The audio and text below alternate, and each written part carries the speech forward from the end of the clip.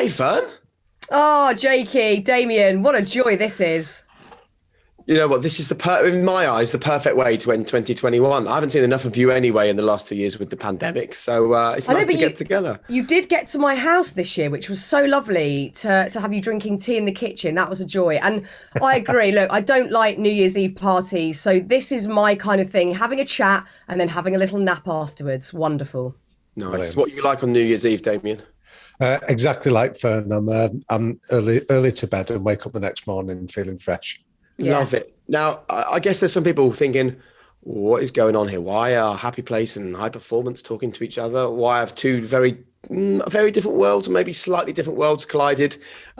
We just thought this was a good idea, didn't we, Fearne, to get together and talk about the work each other have done and introduce your audience to ours and our audience to yours. Yeah, I think although sometimes sort of thematically our work might be different, there's so much crossover. Although you might be talking to, not always, but often sports personalities, and I might be talking to, it could be a Buddhist monk one week and then someone in the public eye the next. We're actually we're coming from the same place. We want to understand people better. We want to get under the layers of someone's life to see what's really lurking and to have a greater understanding of it, to learn. That's where I think we're both coming from. So it makes a lot of sense for us to delve into each other's archives of the last 12 months and see what we've been up to and just have a nice old chat about it. Yeah, I think what you do brilliantly, Fearne, if I can jump in there, is that it's a message Jake and I often talk about, that we don't interview sports people, we interview people that sometimes work in sport. And I think that's a lovely one, that you managed to peel back those layers, and regardless of the industry, you tell us about the person and the challenges that they're doing. So I'm really looking forward to it. Yeah, me too. I mean, I imagine you're the same from listening to how you both interview.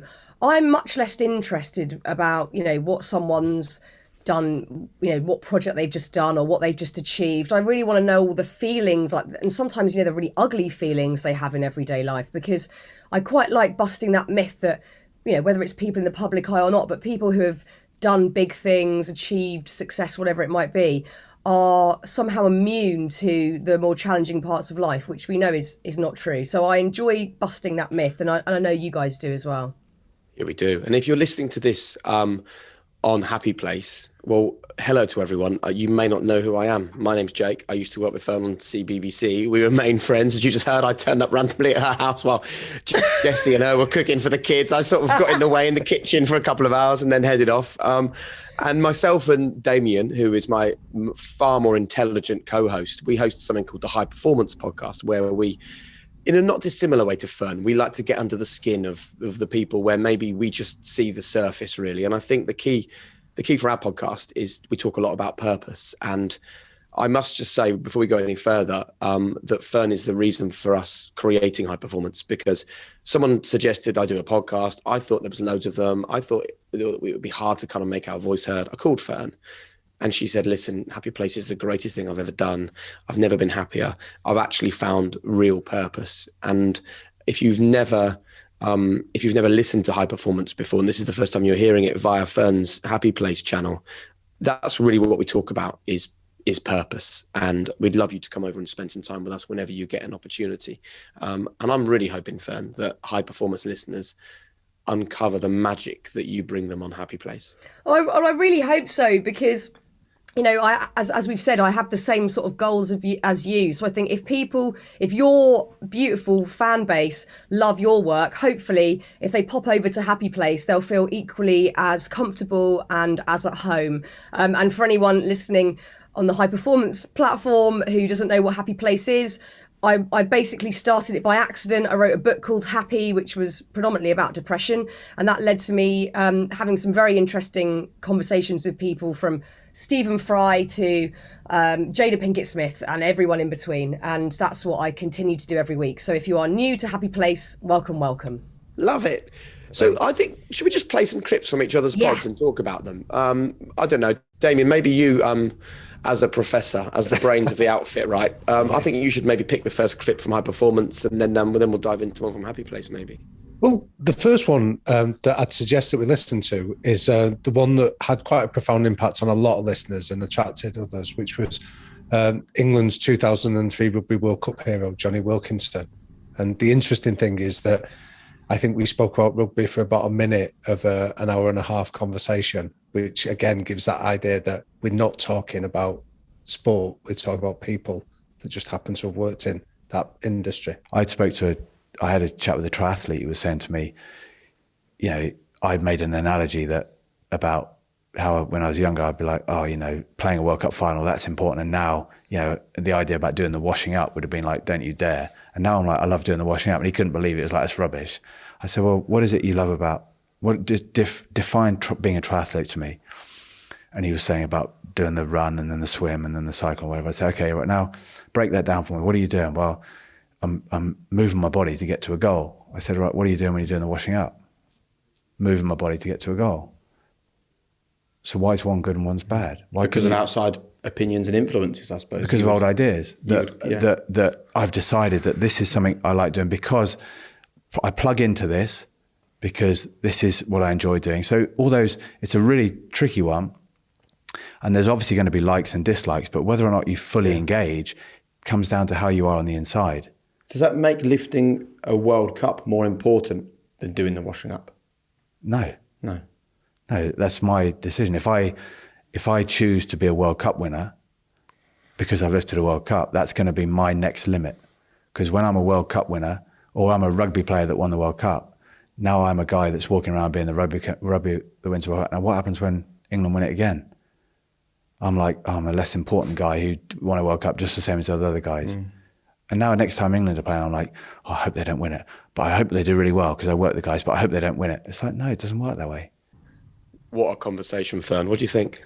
I listened to that whole episode back when it was released, and I don't know anything about rugby, obviously. I knew a little bit about Johnny, but not enough to really be able to get a sense of who he is as a person. And you can really tell from listening to that episode that he's been through such a huge time of change. Whether you want to say it's emotional change, spiritual change, but he's obviously got this massively expansive mindset now on life in and outside of sport and the thing that he's most known for.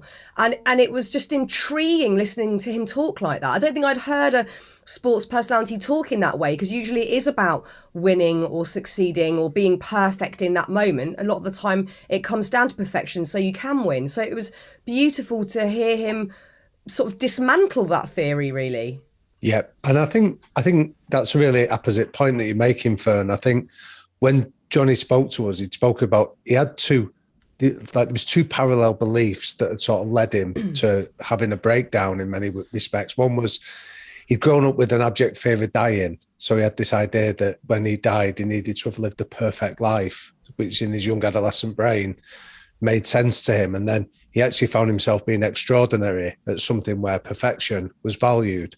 So he found himself being an obsessive on a rugby field and constantly chasing perfection. And that had led him to sort of have 14 consecutive serious injuries and go to some really quite dark places mentally.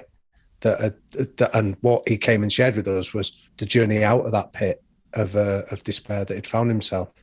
How do you, Jake, I'm really interested to see what you think about this, because, you know, much like myself, you're driven and you're ambitious. Yeah. I don't like to hide. I don't need to hide that fact. I am ambitious. I always sort of have been. So I can get very caught up in the trap of feeling like I'm not doing enough or I'm failing if I'm not hitting marks. Where are you with that personally? I used to be awful with it. And let's just be totally honest, right, Fearne? CBBC was probably the most competitive and aggressive and sort of catty place, right? Isn't that mad? Everyone was young. Everybody wanted to be the next big thing. I mean, have you ever known a dressing room with so many tears as we used to experience? I used to stay out of it. It was too scary for me. And 5 minutes later, you're standing on the telly. Hey, welcome, good afternoon. And the reason for that is not because the people weren't good or brilliant people. It's because we all existed in a world where at that time we believed our success in our careers determined us as people. And I'm now 43, right? And there's a reason why I'm only doing the High Performance podcast now. It's because I was too scared to have these conversations. When I was in my 20s, I didn't know enough about it. When I was in my 30s, I felt that Formula One presenters and football presenters don't talk like this. And I still get dogs abused every day on social media for having these kinds of conversations, because it doesn't fit into people's, and we spoke about this when I joined you on your pod, Fearne, it doesn't fit into people's mindset of that's what a sports presenter does. Yeah. I think only now I'm in a place, And it's through having the conversations on high performance. We spoke with Hector Bayer and another footballer who said, you have to live your life like a candle. And your flame can't get bigger because life is going really well for you. And if it does, the problem with that is when life's going bad, your flame gets smaller. So I would say that I'm now in a place, and I'm only still trying to get there really, where I do not get high on my own supply. So when we're selling tickets like by the dozen for our tours, or the book selling well or whatever, I say to Harriet, I'm kind of flatlining really. And she's like, why are you not excited? I'm like, well, because if only one ticket had been sold, I'd have to then be fed up. Yeah. But I can't be fed up if one ticket's been sold, and I can't be happy if 5,000 tickets get sold, because my self-worth is only determined by what I think of myself. But there's perhaps a fine line, because I've taken that too far previously. I've tried to sort of protect myself from feeling awful if things do go wrong by really not celebrating the good bits at all. And I think I've gone a little bit too far into that. I don't ever stop to go, wait a minute, that was actually quite good. I'll let things pass me by without any celebration or actually, just acknowledgement that it's gone well. So I guess there's a sort of a balance needed. So what do you do to get that balance, Fearne? I don't know. I haven't done it yet. I'm still trying to work it out. I'm a mess in that department. I'll be honest with you. I oscillate between, really desperately striving and wanting things to go well so I can feel better, and then completely bypassing bits that do go well because I'm too scared that if they go wrong, I'll have to feel the bump down to earth again. So I am not the expert on that one, but it's great listening to Johnny. He's brilliant. And the only other thing I'd mention right at this point is, this is why I know you love doing your pod, Fearne, and so do we, is that there's that great phrase, isn't there, that opinion is the lowest form of knowledge. Having an opinion about someone, it doesn't bloody matter. Empathy is what really matters. And when Johnny Wilkinson talks about winning the Rugby World Cup is no more important than doing the washing up, that is a reminder, not just of that, but of how much we don't know about that guy and the journey he's been on. And every single person you walk past in the street is on a journey, is having struggles, might be in a good place, might be in a tricky place, but just having an opinion about them. Stop having opinions about other people. Just have empathy. I think you can't go far wrong. Yeah, we don't know anyone. We really don't. Right, have you got a clip for us, FC? Yeah, why don't we start with my favourite human on the planet? You're going to say Dave Grohl? Kids. Of course I am. Yeah. Love this one. It's funny. I knew nothing about The Secret or the Law of Attraction or manifestation until I started writing the book. Someone's like, oh, that's the Law of Attraction. I'm like, what's that? They're like, oh, it's that Oprah book, Secret, or whatever it was. And so I started kind of researching it. I'm like, oh, yeah. But no, there was a punk rock band from Washington, D.C. called the Bad Brains. And their whole thing was sort of based on what they called PMA, which is a positive mental attitude. And there was a writer who sort of came up with the concept years ago. And the whole thing was, if you can perceive it, you can achieve it. And I honestly felt that way when I was a kid. Like, growing up with your mother's a public school teacher trying to support two kids. Like we didn't have anything. Like we barely had money to keep the heat on or the phone on, but we were happy. And so I truly thought I could do anything. I sort of still feel that way, but I really felt like I could do anything. As long as I did it my way, I'd figure it out and I could do it. And so I've always had that sort of energy, and I do believe that if you put the thought or that energy out there, there is some sort of return. Like that seance thing I had when I was 17 in my carport in my garage or whatever. I thought like, okay, I need to become a musician. Like I need that magical thing that those other guys have. So I literally made an altar and sat down in front of it and prayed to the universe that it would happen.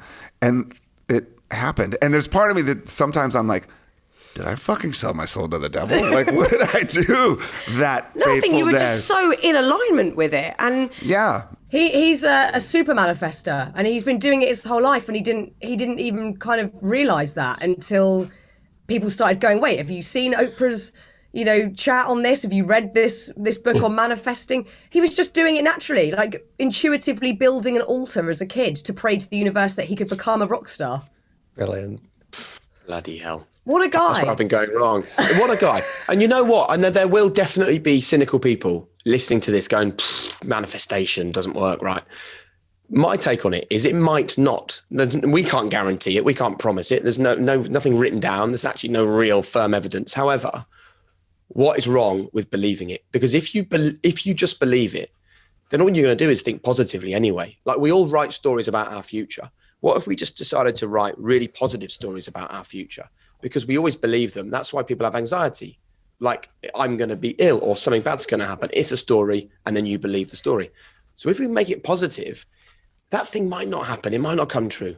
But it's a hell of a better way to live in the moment with the positivity than the negativity, at least. Well, of course, because you'll make better decisions along the way. Because if someone says, right, go out now today and look for yellow objects, you'll see so many, but you'll miss, all of the other colour ones. And it's the same thing with if you're focusing on positive things or negative things. We do have much more agency than we think. And if you're in that mindset of noticing positive things, feeling gratitude for them, you're coming at everything from a different angle. So I think he is a prime example. Yes, he's naturally talented. Yes, he's one of the best humans on the planet. That's just my opinion. But he has put that positivity and that attitude into everything. And if you read his book, he has had so many huge setbacks. I mean, one being Kurt Cobain dying at the peak of Nirvana fame. And he just was like, well, what do I do now? That was it. That was it. And he had to start all over again. And it wasn't just like there was the Foo Fighters. It was a whole thing. So I think positive attitude has so much to, it's just got it has such a huge impact on our lives. We've seen this so often, Fearne, that we've talking to so many of our guests about what you've just described. It's known as the reticular activating system. So the way it works is that your conscious mind is limited in what it can take in. We've been bombarded all the time, but your unconscious mind is absorbing all this information. And the reticular activating system is like the bouncer between the two. It decides who it lets in and who it lets out. So the Dave Grohl example is a really good example of, where you want to get to. So you start seeing opportunities rather than threats. You start seeing possibilities rather than probabilities. And he was just a brilliant articulation of it. Although, can I ask you a question on that interview? Because I loved it, what he did.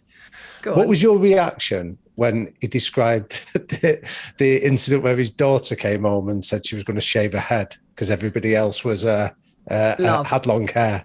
I love that. I think, it's certainly how I hope to be raising my kids, that they know they can and should express themselves in however, whatever way takes their fancy, rather than always having to follow the crowd.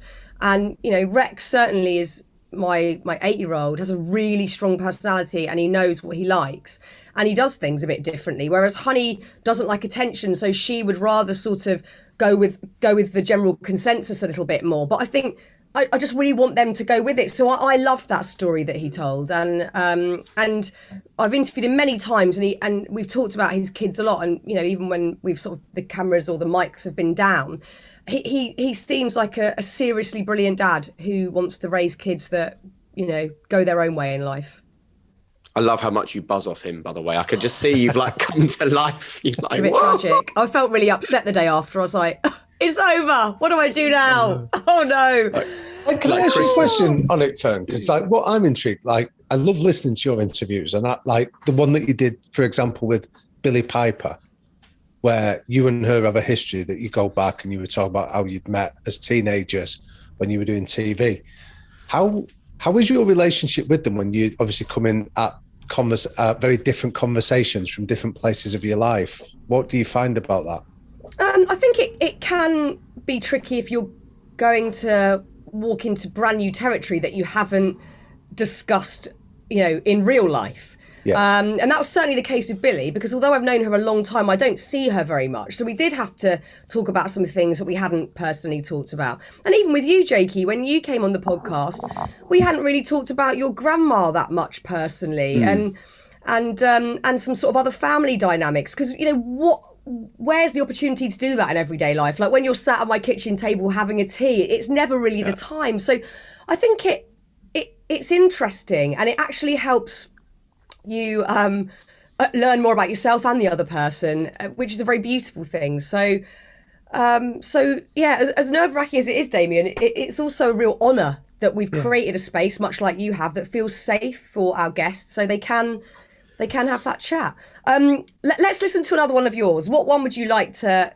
dissect next? Can I pick, Damo? Yeah, go on. I think this is an interesting one. I think for you, Fearne. We've touched on the parenting thing, and this is an insight into a way of parenting that I really I believe in and I agree with. Some people don't. Some people find it tricky. But have a listen. This actually was our most ever shared clip on social media. It got almost 10 million views, I think, because lots of parents listened to it. Lots of parents shared it. And it didn't really divide opinion that strongly, actually. People generally were like, yeah, I really understand this. So this is the former Arsenal and Manchester United footballer, Premier League winner, Dutch international, Robin van Persie, talking about the way that he helped his son Shaquille to alter his mindset. So my son plays at Feyenoord. He played against Ajax under 14. He was on the bench. He didn't play.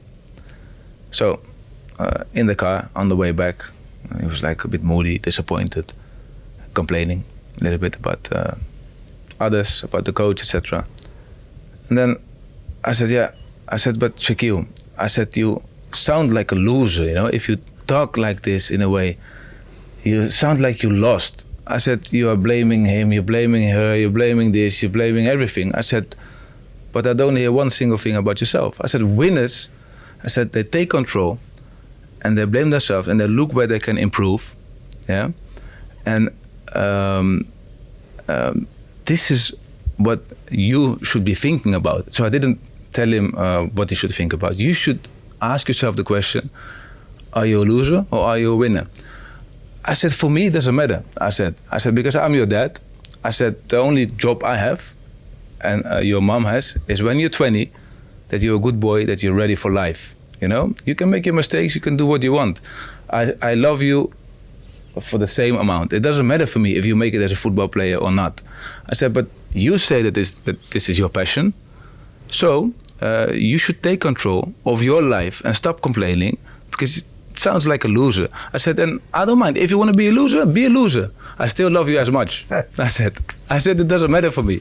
I said, but if you want to be a winner, take control of your life and stop complaining about others. And then I watched him train the next morning. My wife said, where are you going? I said, I'm going to watch this session. 2 days later, actually, because they played on Saturday and Monday morning. So I'm there sitting, cold, hoodie on. I'm looking and I see this tiger training, running, working. And I was like, okay. He realized he has to take control of his life. He's 13, eh? Now, I am a real lover of that clip, Fearne, because everywhere I look in the world, right, I see people giving up control to outside forces. And I have a real issue with the fact that people love to blame other things, and we need to split fault from responsibility, right? Trauma from your childhood, often not your fault. Issues in personal relationships at home, often not your fault. Physical issues, often not your fault. A bloody global pandemic we've all lived through, none of our fault. Yeah. But all of those really difficult things are actually still your responsibility. And I think it can be a hard lesson for some people to hear. It's not your fault, but it's still your responsibility. We get one crack at this, and we have to, as parents, instill resilience and instill an understanding in our kids that you have got to take control, because we'll only be there holding their hand for so long. And as we all know, because our kids are of a similar age, we hold their hands less than ever now because they're getting older. So it's just a lesson, I think, in giving them the vitamins and minerals that they really do need in this life. It is hard though, isn't it? Because I think when you're a parent, your sort of initial feeling when your kid is in some way sort of suffering, like, you know, your kids got put on the bench, they're not playing the game, you want to go, oh, come here, it's all right, you know, mummy's here. Yeah. But actually I really liked his take on it, that, you know, instilling that sort of agency at a young age is a good thing. I think it's hard. I think as a parent, your inclination is always to try and save them, but you know, it's not really going to stand them in good stead later down the line, is it? Because you're not going to be there as much to say, oh, come here, mum's going to give you a hug. As you say, you want to build kids that are going to be resilient. So it's definitely something that I haven't practiced myself, but I think is really, really important and very interesting to hear also someone who's lived and breathed that sort of philosophy in their own career. I think the bit that stood out for me on that was that Although on the surface it sounds harsh, it's laced with love as well, isn't it? Yeah. I love that idea of that we'll still love you, whatever, whether you want to be a footballer or not, whether you want to be a success or you don't want to, we'll still love you regardless. And I think that then detaches what you achieve from who you are. You're still enough regardless. So the self-esteem of his son is left intact regardless of whether he goes on to achieve his ambitions. Also, if we're really honest, right, as parents, when, say, your kid is faced with some sort of disappointment like that, I think we have to be really aware of whether we're projecting our own insecurities onto our kids or not, because so often 100%. We'll not want them to fail because it makes us look bad, or it sparks something from our own childhood at school. And I had to really do that with my own son, who's really reluctant to do homework, not interested, wants to watch wildlife documentaries or do Lego instead or whatever. And I had a chat with the teacher along these sorts of lines, and we came to an agreement that I wouldn't pressurise him at all to do his homework, but he had to be accountable. So if he goes in and doesn't have the completed homework, he'll probably get a detention, but I'm out of the equation. Yeah. And I found that tricky, but it's been relieving because he's sort of relinquished the power in a way. He's doing his own thing. Plus it's better for your relationship at home. Much better. Isn't it? So much less stressful. And the reality is, and we have the same thing, like you know Florence well, Fearne, she's like a force of nature. Rex and Florence are similar. So we're sitting there and Florence goes, I've done my homework. I'll show it to you, but you're not allowed to correct it. And Harriet won't mind me sharing this because, again, you know her really well, Fearne. Oh, it was so hard for her. So there was like 5 or 6 spelling mistakes, and Harriet was like, can we just rub out that word and change the spelling? And Florence was like, no, but you said you wouldn't do that. And Harriet's like, yeah, but I don't want your teacher to see that. And then I had to say to Harriet, this is her work. She's responsible for it, and she's not going to get told off. The teacher will only do what you're doing. But in some ways, now is the time at 8 years old for her to realise that we can't, I call it helicopter parenting, hovering around all the time, normally 2 yards in front, smoothing out every bump that our kids might hit. We can't do that forever. So I'll tell you what, the best time to stop is probably now. Yeah. We used a really simple, like on the basis of the Van Persie interview, didn't we, Jake? We came up with, when we were writing the book, we came up with a really simple formula of life plus your reaction equals the outcome. And the only bit that you really have any influence over is the reaction part of it. Yep, so that's it. Just getting kids to understand that as soon as possible. And then they live with the consequences. The outcome is down to them. It gives that agency of control to them, which all the studies on that say that's a huge part of mental health, is feeling that you have some degree of influence and locus of control over your life.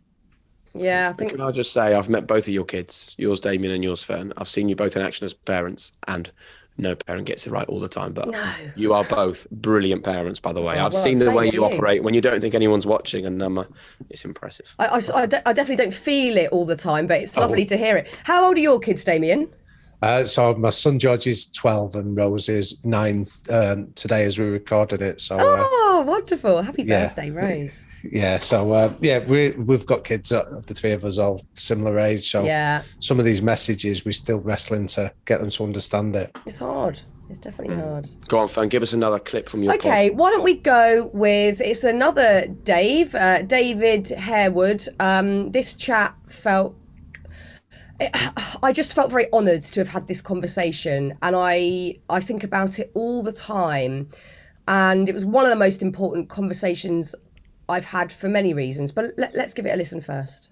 I hated how it makes you feel. It makes you, as a kid, I was terrified. I mean, I know that's probably not a cool thing to say, but I was terrified. Whenever you're walking home from school and somebody would shout, "Nigger, go," out of a car or something like that, and it would just make me just tense and I think I found clowning and make-believe and my imagination at school, because I could disappear in that. I could be anybody. And it was a nice environment surrounded by lovely, creative people. And I think that then extended, as you say, into drama school, where nobody mentioned my colour, and I could play King Lear and not nobody said, oh, he's black and she's white. nobody mentioned it. And so I kind of escaped into this world of sort of bliss where I'm studying and, I was never that academic at school, but suddenly I'm studying Shakespeare, literature, and poetry. And I was just, my mind was going, wow, this is fantastic. And I was just buzzing and learning. And it was, and I was finding that I was having some success and at drama school with playing these characters and just escaping into these writers' imaginations. It was just a beautiful time for me. But then, I came out of drama school and suddenly the world said to me, hang on, you're black. You don't do this, you do that. And you can't play that, you play this. And that's when that confusion returned.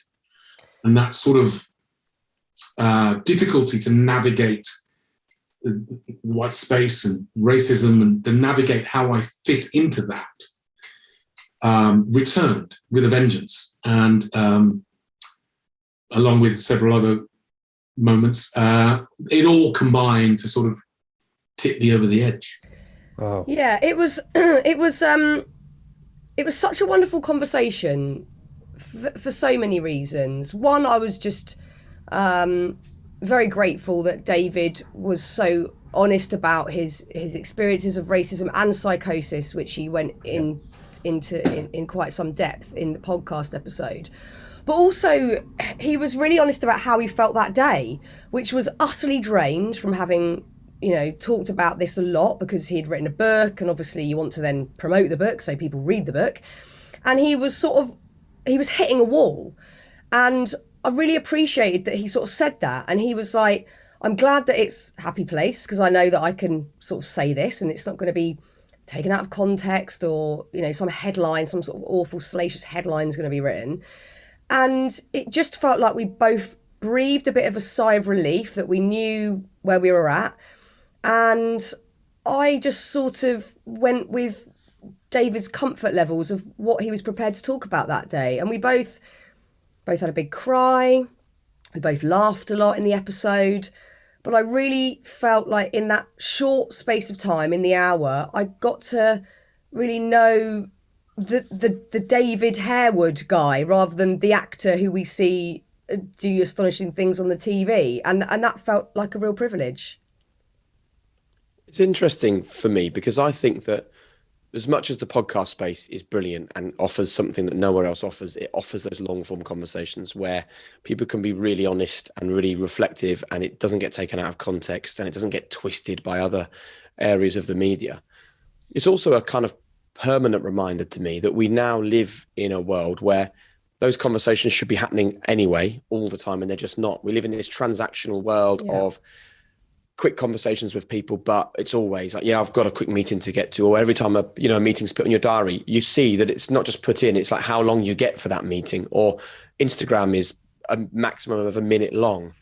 You want some food, you go and order it from an app and it's with you in 10 minutes time. We're in this world of short form, quick interactions, no depth, no real honesty, no real, that connection that like we're having it right now, just sitting here having a conversation. How many times this week have any of us had 1 hour or more to sit and have this kind of chat with people? No, I mean, I've had chats with people that I'd never met before. Like I hadn't met David before, but we went very deep, very quickly in that chat. Deeper than people you see every day on the school Deeper than people I see all the time, or even good friends. Because when is that point where you go, are you really okay? Like, what is going on? We don't go there because it's maybe awkward or we just don't know if they want to go there. So I think your podcast and mine, we both kind of know what we're stepping into, and so does the guest. So there's only kind of one direction to go in, and it's to peel back the layers. But in everyday life, it's almost too uncomfortable. But if I can say, Fearne, I think that's one of your superpowers, that when I listen to it, I think the fact that David spoke so openly on that, and as some of the other guests that I enjoyed listening to you speak to, there's obviously something about that they feel heard and seen, and I think then that's down to your ability to get them to understand that you're empathizing, you're stepping into their world rather than offering an opinion or a judgment on them. You're trying to see the world from their perspective. And I think that's like, I wouldn't discount what a superpower that is that you possess. That's very generous of you. Thank you so much, Damian. I think I know myself well these days, and I know that I'm much better at meeting someone at a place of pain than I am talking about what they're doing for Christmas. I sort of don't like small talk. I don't really care for it. I like meeting people at a place of pain. My own pain has to match theirs. You know, I have to be as vulnerable and ready to go there. But I prefer it. I'd way rather do that than like, I like shoes. Where are they from? I just can't be asked. So I feel lucky that I get to do this all the time.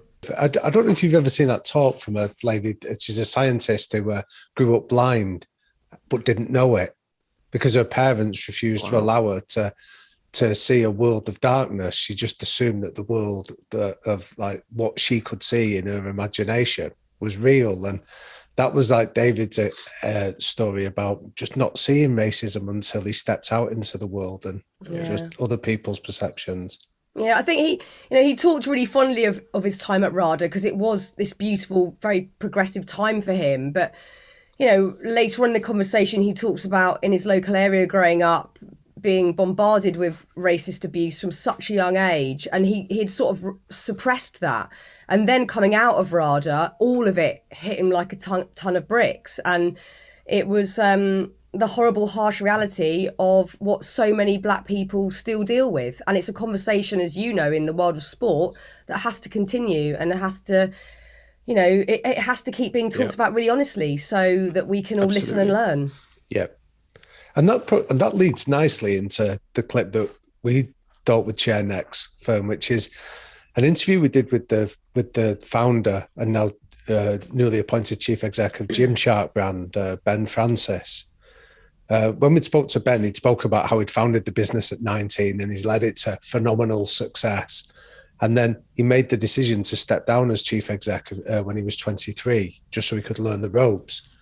But he shared this brilliant story about feedback that he'd got through doing an exercise with his colleagues on 360 feedback, where he'd invited people to share their opinions on how he was leading them, and how that almost removed the scales from his eyes and got him to see that what he thought he was doing was radically different from how his behaviour was being perceived by others. Wow. There's a thing that you can do. This was almost a bit of an ego death for me, right? A few years ago, when I was sort of just starting on this journey, we did something called 360 feedback, which I don't know if you guys are aware, but for those that aren't, what you do is you basically list people around you that you work with or you spend a lot of time with. They fill in a questionnaire, and like confidentially, you can't see who answered what, and they sort of tick different boxes to describe you. People can add in comments as well. I had this 360 feedback. It must have been like 20 or 30 pages. I had about 7 or 8 people that all contributed to it. I read through the whole thing and it completely broke my heart. I thought, that's not me. That's just doesn't sound like me. Everyone else is wrong. In reality, everyone else was right. I was the problem. So what sort of feedback did you get, Ben? Give us just a quick example. Abrasive, can be too direct at times, not thoughtful. Right. I mentioned earlier about being sort of too direct in terms of my product feedback. Not empathetic enough. And even when you read it, did you still not believe it? No, I didn't believe it. And right. this is the thing, and this is the thing that really changed it. I took it home and I put it on the side, and then I went to the gym, did whatever. Come home from the gym, and Robin, who's my fiance now, was just finishing reading it, and I was so annoyed that she'd read it, and I was like, why are you reading that? That's mine, don't look at it, it's not even right anyway, whatever, cool down. An hour later I said, what did you think of that anyway? And she said, that's the most accurate description of you I've ever seen.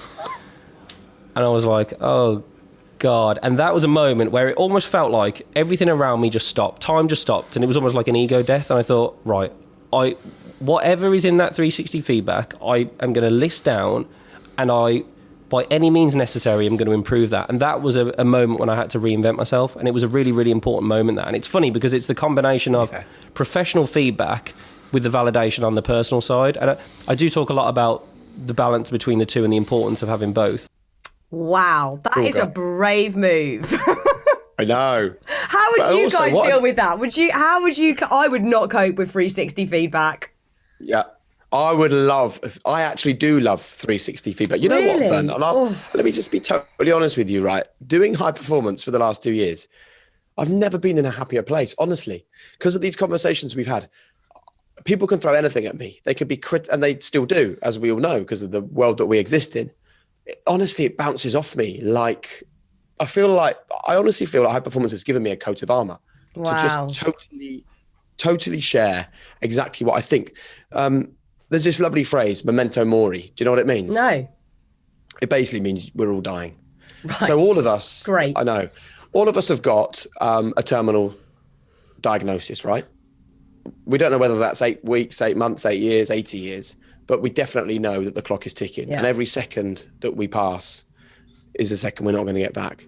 And that revelation for me, I was actually telling the guys before we started recording this, I'm going to get MM tattooed on my wrist. I know you're a tattoo fan. I'm getting one tomorrow. What are you getting? I'm getting a pink heart for my late friend Lindell. And I'm getting another quote from a friend of mine who's having a really tough time, which says new beginnings, which was something that he wrote in a note for me. So I'm getting 2 for 2 very special people. Oh, wow. Brilliant. Well, I'm going them for. Go on. Don't know yet. I'm going to work that out. Right. Oh, she does. She just doesn't want to. Oh, right. On me arse. So Memento Mori, remember you must die. And that is the point about that, right? It's really easy. And I was talking to Harriet and she was like, morbid. And I was like, no. The total opposite of being morbid, Memento Mori, is that as soon as you realize you have this terminal diagnosis, as we all do, every single decision is made with that mindset that you are dying. You don't know how long you've got left. So not only are you going to make the most of every minute, it totally changes how you view everything. But the biggest freedom for me is that there is no time anymore to worry about things that are out of my control. There's no time to say things that I don't believe in. There's no time to have friends that I don't feel fulfill me. There's no time to have a job that I don't believe in. And it's been a real game changer for me. So with Memento Mori in mind, 360 feedback, I would not have an issue with it. Like in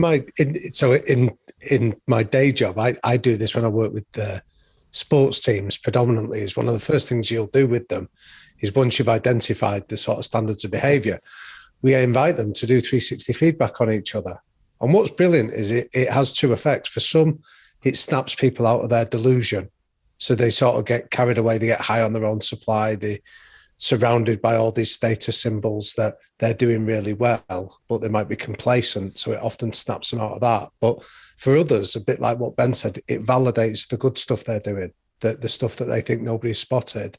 You know, like the guy that turns up early or the guy that goes and gets everyone a drink when he goes to the canteen, things like that. All little things like that often come out and get validated. So it can be incredibly valuable. And anyone listening to this, it's something I'd really advocate you do with whether it's family or friends. The key bit is you've got to agree the parameters of what they feed back on. So it's not that they can't say, stop being a dickhead, because then there's something like that. That's where you say, well, that's an attack on the person. That's not on the behaviours. Distinguish between feeding back on someone's behaviours, which you can change, or the person, which isn't going to change. And that then feels hurtful. Yeah, okay, I think I get it now, because I think due to, well, all of our strange lines of work, really, you know, I've been in, I guess, the firing line of outside judgment since I was 15, and it's never about your behaviour. It's always about you as a person. So I think that's where I've got confused here, and I instantly went, oh my God, I can't handle any more feedback. I already get too much. But actually, constructive feedback is going to be about behaviour, because that's something that obviously you can change. It's not you as a person that's disliked, it's how you go about your business. So you're changing my mind very slowly and incrementally here. Well, Jake's got a brilliant story on that, Jake. I mean, on feedback that you got. I share this one regularly, so I'll hand it over to you. Yeah. I mean, this whole feedback thing, right, Fearne, don't forget what we spoke about earlier, which is that opinion is the lowest form of anything. Why should you have an opinion on someone? It's all about empathy, right? So even if you do 360 feedback, you have to remember that all the people giving you that feedback don't know everything. Yeah. So you then have to view it from the position of knowing everything, right? So what's it like, by the way, when you're on the telly and you go on Twitter? Not good. No. Not good. That's why I don't do it, either of them. So we were live on air a couple of years ago, and it was an ad break, and I just went on, and what normally happens when you're doing football is that the 2 teams' names and 2 or 3 of the players are like the top trends on Twitter, and that's understandable. And so I go on there, and it was like, for example, it was Man United, Liverpool, Wayne Rooney, whatever, blah, blah, blah. This is going back a few years. And Jake Humphrey. And I was like, why is that on there? It's never a good thing. So I click it, and it was just like, Jake Humphrey ruins every football match he's ever on. Does anyone know less about football than Jake Humphrey? Jake Humphrey makes my blood boil, but they use a swear word about urine rather than blood. All of these like really nasty, horrible comments. And then you start thinking, and I was a different person, I think, back then. So I started thinking, oh, maybe I am rubbish. Why have I been rubbish? Like, what was the things I did? And then I started looking at I remember looking at my script thinking, I've written down my questions. Which of these questions then which of these made it look like I didn't know what I was talking about? Or what have I said that's annoyed people? Maybe I'm just an annoying person. Maybe like just me talking is crap and I'm in totally the wrong job. That's where everyone was going. And then my phone went click, click, and I got a text message. In fact, I'll read it to you right now. Happy New Year. Also, it was on the 30th. Oh, it was now, exactly now, 4 years ago. Wow. Happy New Year to you and your family. We're sitting on the sofa talking about you during your show, and Lance said, have you told him what you think of him? No. So I will. We said, you're the best football presenter on TV. Very enjoyable. You ask the questions punters want to hear, and you bring out the best in them all. That was from Sue Barker. Oh, I love Sue. That's who you want to be listening to. Yeah, exactly. That's the point. She's walked in my shoes. She doesn't come at it from a place of uneducated knowledge. She comes at it from a place of empathy. She knows the challenges of doing my job. And actually, I looked at it and I thought, that one text is more valuable to me than tens of thousands of messages, whether they're good or bad. And there you go. That's the challenge, I suppose, when it comes to feedback. And now here I am saying that I'm cool with feedback, but life is growth, right? And life is change. Absolutely. Right, I want another hit from Happy Place. I would like to go with Dr. Jane Goodall now. This was a real dream come true. I've been a long time fan of Dr. Jane's incredible game-changing work. I'd watched the documentary Jane, which you can watch, I think it's on Disney Plus, and just fell even further in love with her. Then read her book on hope. And what an opportunity to get to talk to someone with that amount of knowledge and experience. There are these 3 huge problems to be solved, and sometimes they seem insoluble. One of them, perhaps the easiest to address, is to alleviate poverty, because if you're really poor, you can't make those ethical decisions, and you destroy the environment because you've got to get some money to live, to get more land, to grow food. Secondly, which seems very hard for many people, but kids get it, and that's to reduce our unsustainable lifestyle. I mean, my lifestyle's unsustainable, even though I try. I expect yours is too. I mean, we have privilege and we have more stuff than we need. Yeah. And, it's not suggesting everybody goes back to, being like a hermit and living very, very, very simply. No, that won't happen. But just to think about what you buy and how often you buy, and do you make waste and that sort of thing. And then finally, which kind of underlies everything else, if we discount corruption, which somehow I don't know how we get rid of that. It's beyond me, except through our youth who are beginning to understand. Yeah. Anyway, the third one that we must at least think about is our growing human population. There's 7-point-something billion of us now. I thought it was 7.2. Somebody told me it was 7.8, but over 7 billion. And already we're using our natural resources in some places faster than they can be replenished. Yeah. And by 2050, that's round the corner. It's supposed to be closer to 10 billion. So if we carry on with business as usual, which some people seem determined to do with their head in the sand, then what's going to happen? I know that sounds all quite doom and gloom, but James very much pointing out the problems, but then has an amazing approach to all of them, which always has to have this sort of undercurrent of hope. Otherwise, she would give up. She's 87. She doesn't need to be doing interviews all day and writing books and still doing talks. She doesn't have to do that.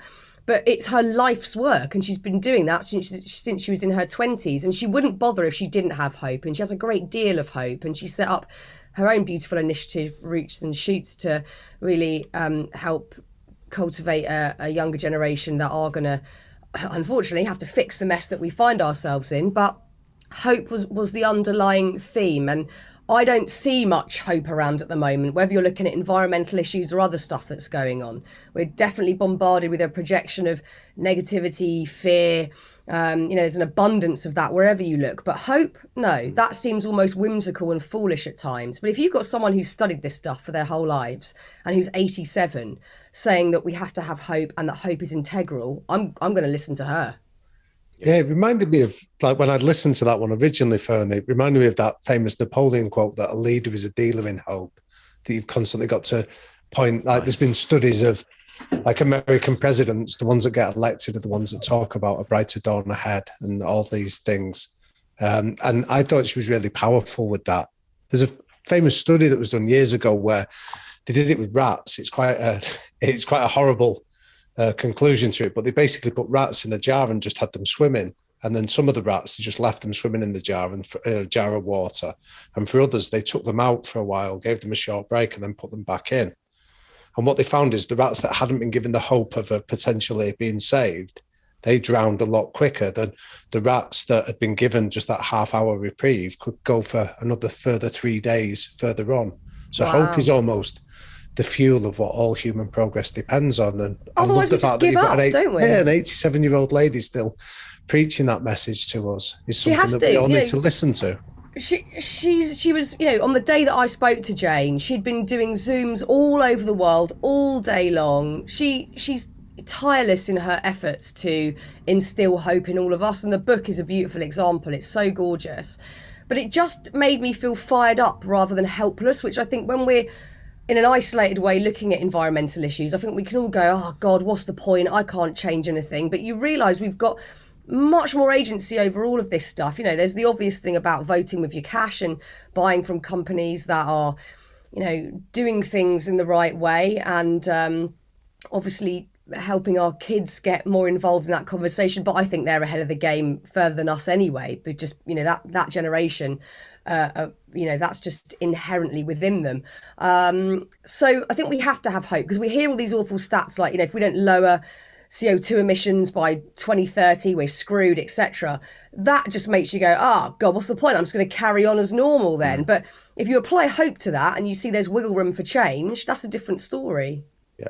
And you know what, whether people are listening to this episode as an episode of Happy Place on your channels, Fearne, or whether they've come to High Performance and they're listening on our channels, I really want them to understand that we're not just being trite and saying, oh yeah, you've got to have hope. Like, there is evidence everywhere you look that hope actually works and makes a difference. And if I just think back to some of the guests that we've had, we had John McAvoy on our podcast. He was the most wanted man in Britain.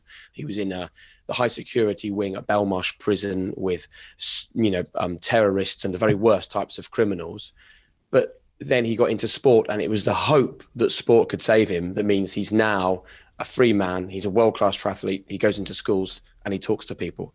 Billy Munger, who I know you've spoken to, Fearne, who we've had on our podcast, he wakes up, he's had both his legs amputated. What gets him back up on his now prosthetic legs? What gets him back in a racing car? What gets him on the podium on his first race back? Well, it's hope, isn't it? Kelly Holmes joined us. She was self-harming. Yeah. Really struggling mentally. But what was it that meant she became a double Olympic champion? It was hope. What was it that meant Tom Daley got over his dad's death from a brain tumour when he was a young guy and he still wanted to be an Olympic champion? It was hope. What was it that got Ant Middleton into the Special Forces when his dad died when he was a young guy and completely derailed him? It was hope. Like, everywhere you look. And there's got to be every hope. Single person has hope. Hope and action, I think, is the sort of key. We can't just sit there and go, I hope one day I'll become a famous movie star, but you don't ever take an acting class. You've got to do the action bit. But if you do the action bit without the hope, what's that? I mean, you'll probably give up. It just becomes apathy. I don't know. So it's a really powerful combination, hope and action. And like you said, most people that we've probably both, all the guests we've had on both podcasts have been able to combine the two and do some very beautiful things in, all different ways. There's a brilliant book written by an American scientist called Andrew Rizigi called Hope.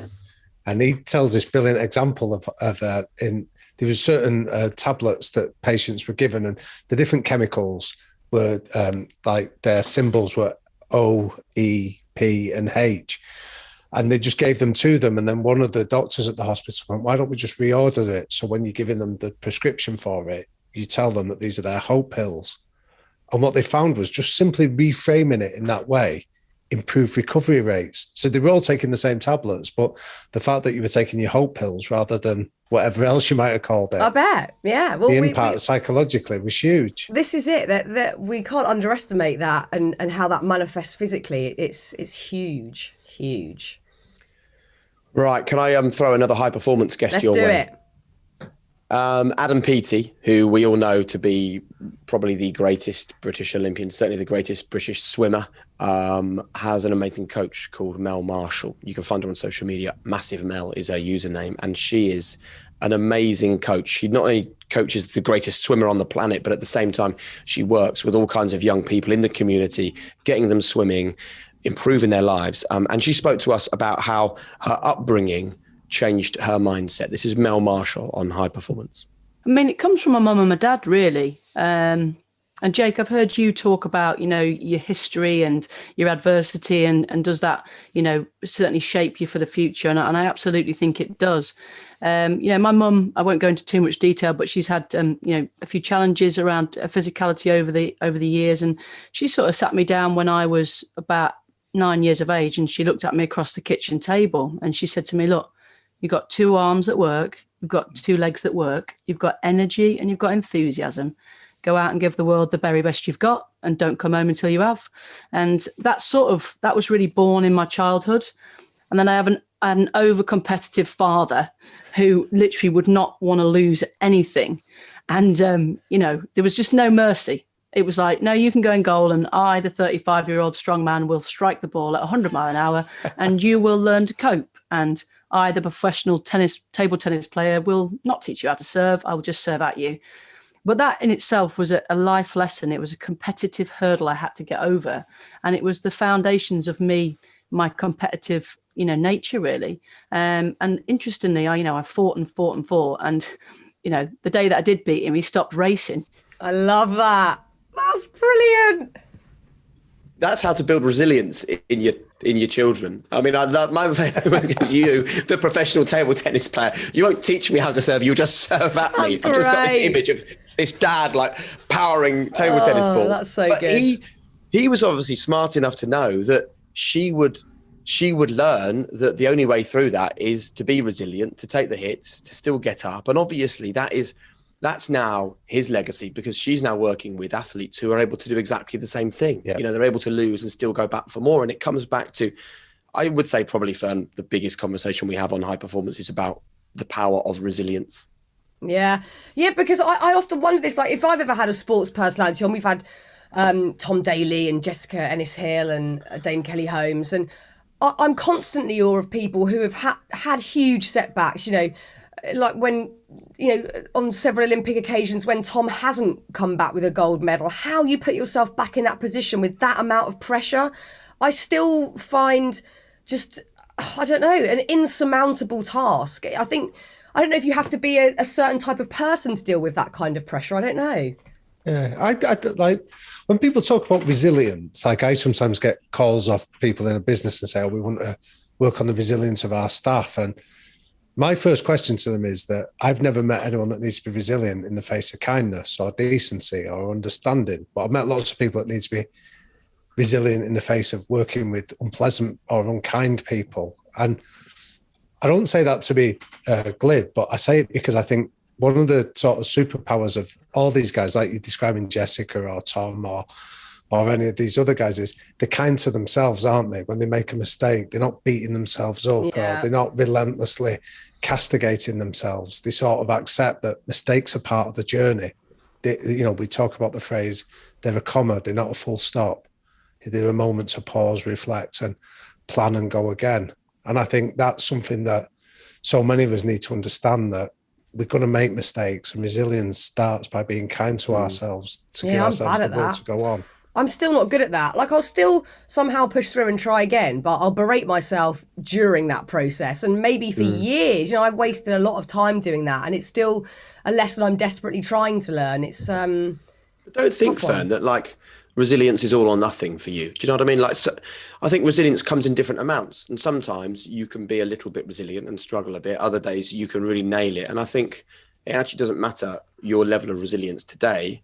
The focus is on the fact that tomorrow, because of what's happened today, you can and will be more resilient. Yeah. I think we see stuff in this world, don't we? Too determined, too black and white. It's one or the other. I'm resilient or I'm not. I'm happy or I'm not. I'm successful or I'm a failure. And life is not like that. You know, it's far more nuanced. It's far more nuanced than that. Can I just share one other really quick clip before we go any further from Mel as well? Yeah. Because I think that when you hear someone, and this is something I really want, particularly your audience on Happy Place, Fearne, that haven't heard the High Performance podcast before, I really want them to understand that what we love is how what's happened in your life really does determine the life that you live today. So Mel had that upbringing where she was really taught resilience from an early age. And you could imagine that would also leave her in a place where it's all about the big win. It's all about the Olympic gold. It's all about success on the world stage. But as she shared with us, she realizes that that's not what she's here to do. Have a listen to this clip.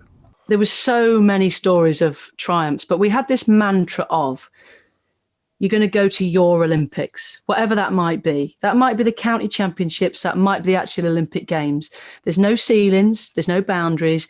I just want your energy, enthusiasm and your constant commitment, and we'll get you to your Olympics, whatever that might be. That might be to finish swimming and go on to college. That might be to do your A-levels and balance that out with swimming at the same time. And if I look at what came out of that program, I started that program and it had 12 regional standard swimmers. I had 4 lanes, I had dodgy lane ropes, I had 30-metre pool that had not been emptied in 45 years, would regularly break. And in the end, I had Adam, who won the Olympics. I had a young guy called Lewis who got a bronze at the Paralympics in the same year. I had 2 kids on scholarships to America. So that's a reminder that we would go, oh, Mel Marshall, yeah, Olympic swimming coach, but it isn't. That's her talking about a community program that she created. And I love it when she says you're on your own, it's your own Olympics. Yep. It's literally making you a better person. And I think that's a reminder for all of us listening to this, right? We're all basically on our own Olympics, right? And we've all got different desires and different dreams. And I think, as we've just said, being kind to ourselves is not going to do anything but get us closer to that. Yeah, we've got to do it. Self-compassion is where it's at. Right. Should we have a final clip of this episode? By the way, I'm loving this conversation. You know, it's so nice bringing 2 podcasts together like this. It's really lovely. Cool. It's really lovely. The last clip I'd like to go with is actually someone who's become a new friend, and someone I literally speak to this person every day now, and really didn't know each other much before this.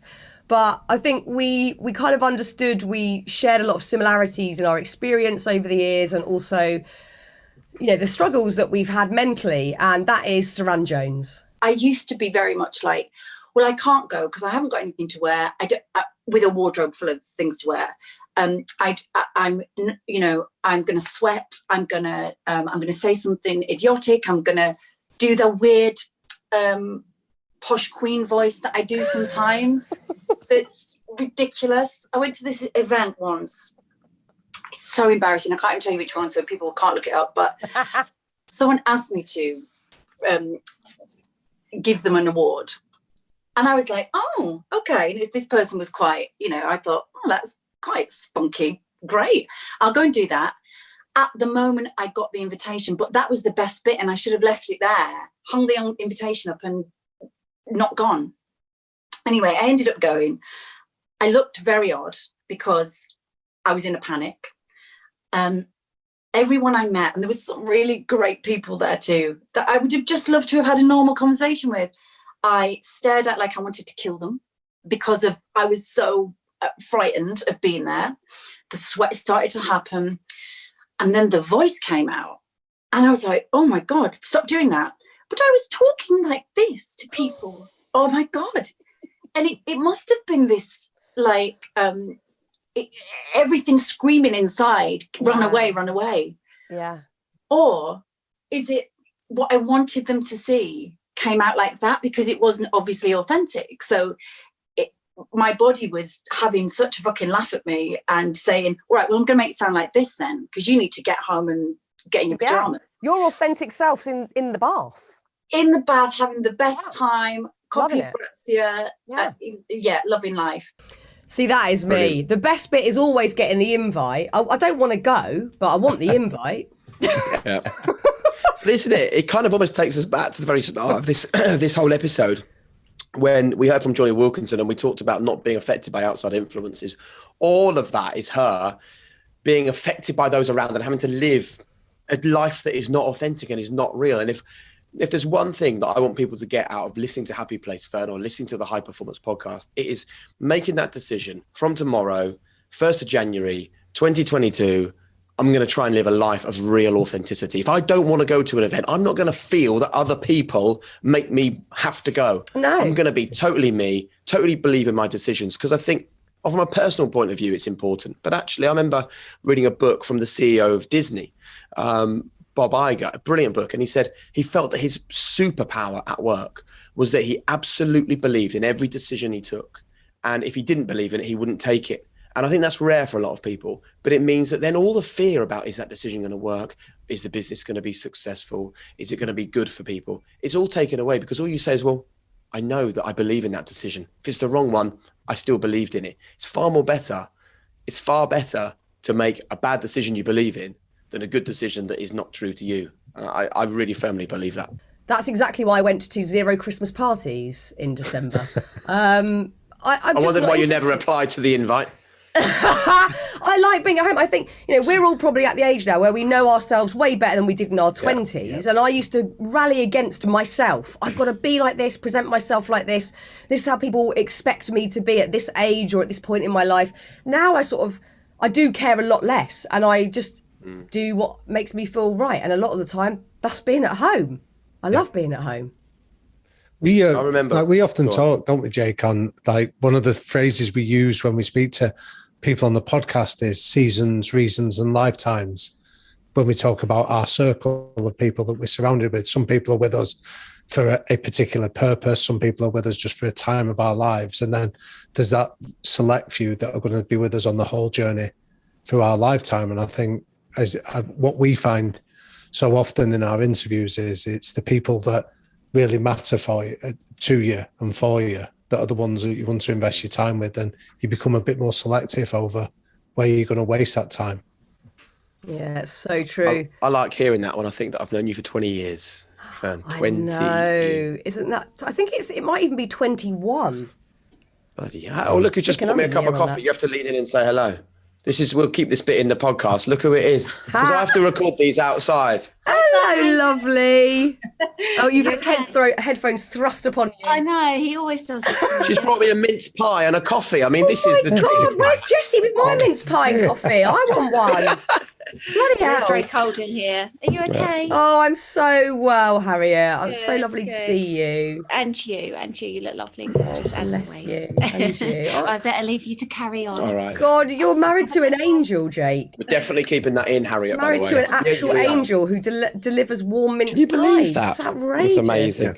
You know what I was going to say? Go on, Damian, go on, dive in. Well, go on. I was going to say, Fearne, out of all the podcasts that you've done this year, the one with Saran was the one that had the biggest impact on me because she grew up not a million miles away from where I grew up. Right. So I've got some friends of mine and friends of hers. So to hear her speak so openly about some of her struggles, it was almost like it was a little bit closer to home, if you like. And I just thought when she spoke about her parents passing away and some of the struggles of that, it had a real profound impact. And again, I know I'm repeating myself from earlier, but the fact that you got her to open up and speak so candidly was incredibly powerful.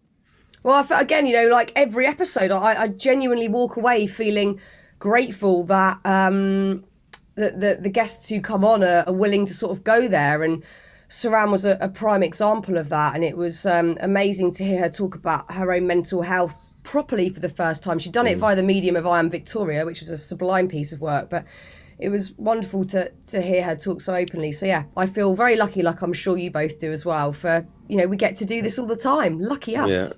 Can I ask you a quick question, Fearne? Yeah, go on. I want to know really whether you're the happiest you've ever been, because you may not remember this, but I do. We went for a walk in Richmond Park just before I left London quite a while ago. And I remember you saying it was a throwaway thing where you went, look, you know, the CBBC, I was really unhappy and I struggled with eating and I had loads of issues.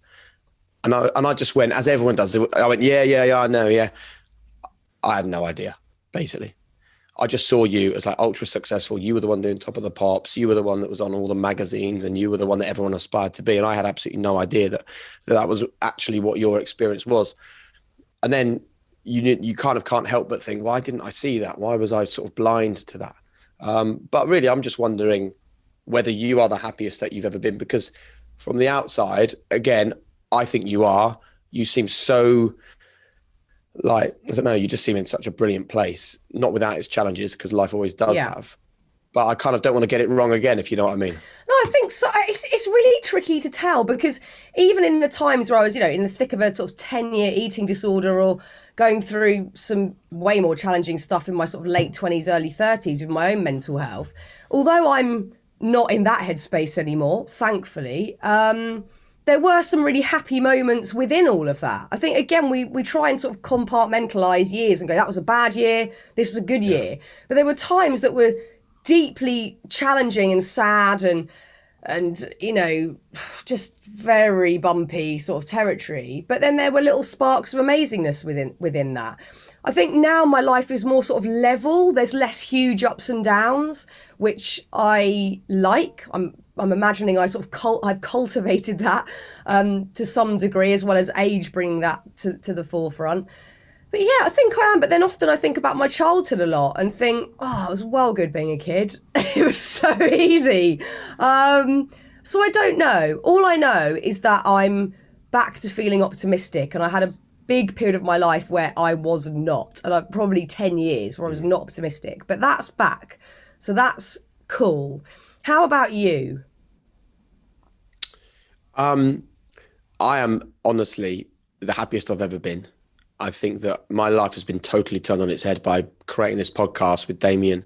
And I think my sort of big message for people who listen to High Performance and those that listen to Happy Place, right, is that is how I feel today, but it might be different in March 2022. It might be exactly the same in October 2022. But I really love this old Stoic phrase that no man steps in the same river twice, because the river changes and so does the man. So the three of us, having just sat and had this conversation for an hour, we're different people to the people that started this conversation, even if it's only a tiny, small, nuanced change in your mindset. And I think that my message for people is that is the greatest thing. So if you are in a really good place, don't fall into the trap of thinking you're going to be in that great place forever and that you've got it sorted and you've nailed life and it's all going to be easy. Because then when the difficult times come, it derails you because you're not expecting them and you're not prepared for them. And equally, if you are in a difficult place and it's the end of 2021 and it's been a hard year for you, and you know you're coming to podcasts like High Performance or Happy Place just to try and inject that optimism and that fit sense of possibility into your life, I would just say that don't think that this lasts forever either. Nothing's permanent. Everything changes. Yeah. And hopefully that will sort of help people in the new year. How about you, Damian? Well, if you don't mind, Fearne, I'd like to ask you a question that I've heard you speak These psychologists, Fearne, can never talk about themselves. Have you noticed? No. There's a question I've been really... Yeah. No, I will answer it in a moment, but there's a question that I've heard you reference a few times that I think might help people listening to this as these going into the new year, that we make New Year's resolutions of everything that we're going to do and incorporate. And one of the phrases that I really enjoy is there was a management writer called Jim Collins that spoke about writing a to-don't list. So a list of things that they wouldn't do, that they wouldn't compromise on, that they wouldn't take on in their life. And I've heard you speak about you making some very conscious decisions to walk away from aspects of your career. And I'm interested in the conscious nature of those decisions and how you found them. Are they liberating or the impacts of it is what I'm interested to know more about. Well, I think some of them I honestly felt I had no choice in the matter. You know, they're due to still having pretty bad panic attacks with certain things related to work. I don't feel like I can put myself in that position yet. I'm not saying it's forever, like you were just saying, Jake. That might change. You know, next year or in 10 years, I might think, you know what, I could do live TV again. I could get myself out and do that and not go into absolute sheer panic. But at the moment, So those decisions felt almost out of my hands. The Right. decision-making bit was like, what the fuck am I going to do? And luckily I'd started writing things down, and that turned into a book, and that's turned into this podcast, etc. So at one point I did feel like I don't know what else I can do. I just know I can't do X, Y, and Z. There have been sort of smaller circumstances where I've walked away quite peacefully and felt like, yeah, it's just time, it's all good. But a lot of them have been, I physically can't put myself in this position. Of course, I'd like to one day get to the place where I have more autonomy over those decisions and think, actually, I'd like to give this a go. But I'm not there yet. And, you know, that's fine. I'm willing to put more work in. I'm willing to sort of share what that work is so it can help other people. I'm willing to talk about it with others so it can hopefully help other people. But I'm not there yet. And I like to share that because I think too often the conversation is, oh, I used to be this, I used to be depressed or anxious, and now I'm fixed and I'm here. Yeah. I'm in the thick of it still. I'm still trying to work it out. And I've worked it out by staying away from stuff that makes me have panic attacks. So I haven't had one for a few months. But so yeah, I'm figuring it out as I go along.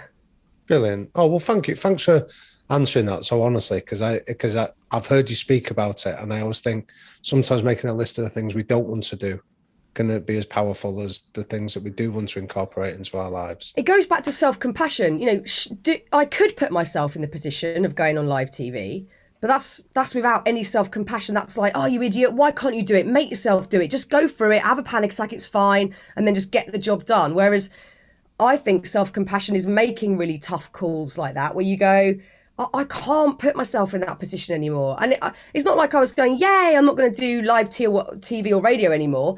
That there were tears over all of that. You know, it's painful. Your ego gets busted slightly because you're like, well, why can everyone else do it and I can't cope? You know, they're not easy things to walk away from. But if you know they're not making you feel good, I think you have to apply self-compassion and then, you know, make a decision. That can go for relationships, friendship dynamics, you know, geographically where you live maybe. It can relate to all sorts of things. If it's not working for you anymore, I think you have to have a real dive into self-compassion and see what happens. Brilliant. Absolutely. And how are you, Damian? Yeah, good. I sort of, I've had a couple of experiences in my life where what Fearne's saying there resonates, where I've sort of taken myself to the brink of exhaustion and got myself quite seriously ill as a consequence of it. And I sort of had a bit of a Damascus moment years ago when my son was born, and somebody said, how would you feel if somebody spoke to your son in the same way that you speak to yourself? And then I heard that in a voice of, you know, man up, get on with it, stop whinging, sort of playing loud and clear. And it left me bereft, the thought that my children had be spoken to like that. And I thought, if you know, that we don't follow hypocrites, you need to role model the behaviour. So I've tried to adopt that as an approach in my own life of starting from a place of being kind to myself, and hopefully the children see that and mirror it. So doing this has been a sheer pleasure. So working with you, Jake, and working with you today, Fearne, has been a real pleasure. So I tried to do it from, is it fun? Does it make a difference? And is it from a place of kindness? And if it answers those criteria, I often say yes to it. So yeah, brilliant. I love it. Hey, Fearne, you can see how good the professor is on high performance, can't you? Oh, it's wonderful. I'm also really impressed that during that answer, you managed to eat a whole mince pie. Yeah, I've done the mince pie. Don't worry about that. The coffee's almost gone as well. Yeah, I am a quick eater. That should be a New Year's resolution, actually chew my food. I think that's pretty much it, you know. What joy. I've loved hearing those clips from Happy Place. I hope you've enjoyed delving a bit deeper into high performance. Obviously, this conversation is on Happy Place. It's also on high performance. So maybe we should just start by telling the people who don't normally hear us a bit more about what we do and how they can find it. And ladies first, Fearne. Okay, so Happy Place you can find wherever you get your podcasts. We also have our own Instagram account where you can find out what we're doing outside of the podcast. So we're charging ahead with our summer festivals again next year. We put on 2 big wellbeing events each summer, one in London, one in Manchester. So you can find out what's going on there. We also publish books on Happy Place Books. And we've got some new titles coming out next year, which is very exciting, as well as just some sort of nice little online initiatives, which hopefully bring together our community. So you can find us at Happy Place Official on Instagram. It's an empire, Damian. It's We're amazing. trying. Taking over the world with happiness, which is no bad thing. Well, if you're listening to Happy Place and you don't know anything about the High Performance Podcast, it's hosted by myself, Jake Humphrey, Professor Damian Hughes, who is an expert in high performance team cultures and is an honorary professor at Manchester University. And we release every single week on a Monday. We're going on tour in 2022. If you want to come and join us, you can find us on Instagram at High Performance. You can buy our book wherever you get your books. And I should probably let Damian tell you how you can follow him on Instagram, because it's inspiring stuff. He loves a quote, does our professor? No, so I love reading. So I'm on Instagram at Liquid Thinker, and I like sharing sort of ideas that I might pick up and hopefully help people to incorporate it themselves. Happy New Year, guys. Happy New Year, you lovely people, everyone listening. And Damian and Jake, thank you. I so enjoyed talking to you today. Oh, likewise. It's been a real treat. Thanks, Fearne. Please hit subscribe, hit the notification bell, give us a thumbs up, leave a review, but somehow get involved with the High Performance Podcast and become part of our growing community. Thanks for being part of the adventure.